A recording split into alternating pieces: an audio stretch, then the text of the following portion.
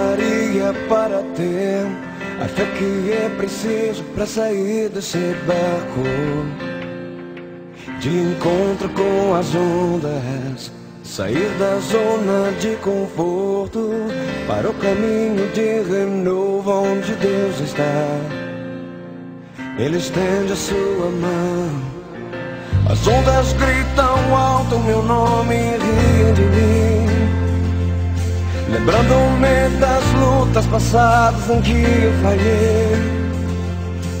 E elas continuam dizendo repetidamente: você não irá vencer, nunca vai vencer.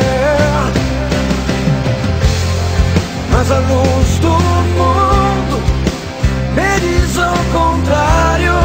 Mas a luz do mundo diz para eu não temer. Mas a luz do mundo diz quebra sua glória das várias vozes que falam pra mim.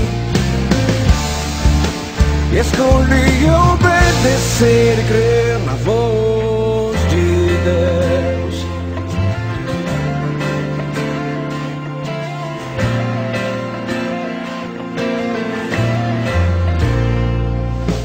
Como eu poderia ter forças para um gigante derrubar, com uma pedra e uma funda, cercado por milhares de guerreiros, levantando espadas, me encorajando a vencer.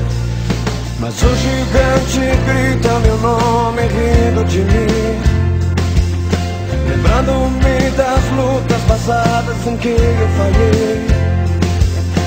E ele continua dizendo repetidamente: você não irá vencer, nunca vai vencer.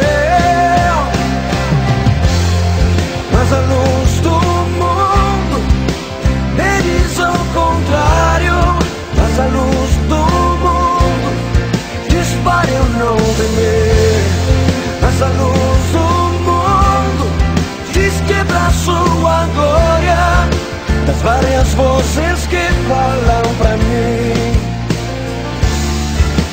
Escolhi obedecer e crer.